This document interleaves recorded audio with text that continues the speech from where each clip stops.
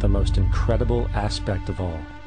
These totalitarian elements will not be forced upon the people will demand them. For the social manipulation of society through the generation of fear and division has completely detached humans from their sense of power and reality, a process which has been going on for centuries if not millennia. Religion, patriotism, race, wealth, class, and every other form of arbitrary, separatist identification and thus conceit has served to create a controlled population, utterly malleable in the hands of the few. Divide and conquer is the motto, and as long as people continue to see themselves as separate from everything else, they lend themselves to being completely enslaved. The men behind the curtain know this, and they also know that if people ever realize the truth of their relationship to nature and the truth of their personal power, the entire manufactured zeitgeist they prey upon will collapse like a house of cards.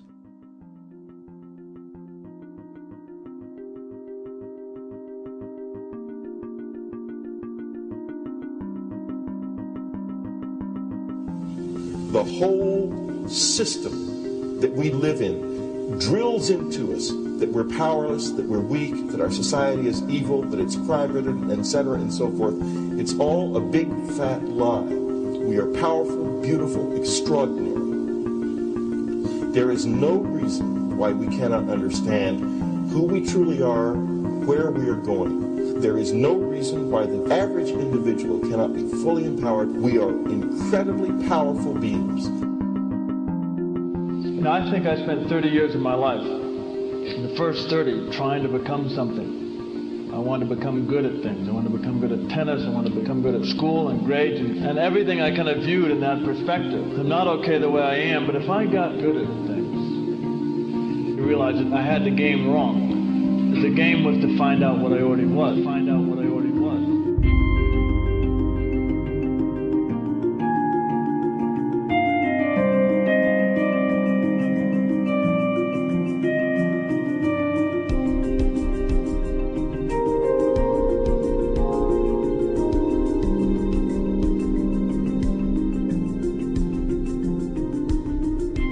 Now, in our culture, we've been trained for individual differences to stand out. So you look at each person, immediately it is brighter, dumber, older, younger, richer, poorer, and we make all these dimensional distinctions, put them in categories and treat them that way. And we get so that we only see others as separate from ourselves in the ways in which they're separate. And one of the dramatic characteristics of experience is being with another person and suddenly seeing the ways in which they are like you, not different from you.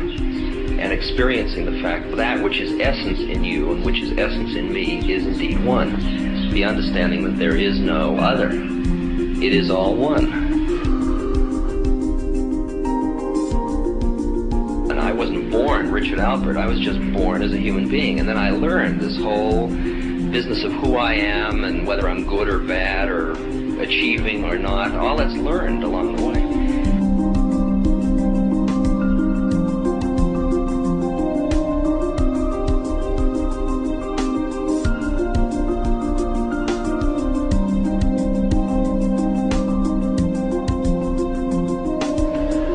The old appeals to racial, sexual, religious chauvinism, to rabid nationalist fervor are beginning not to work. A new consciousness is developing which sees the earth as a single organism and recognizes that an organism at war with itself is doomed.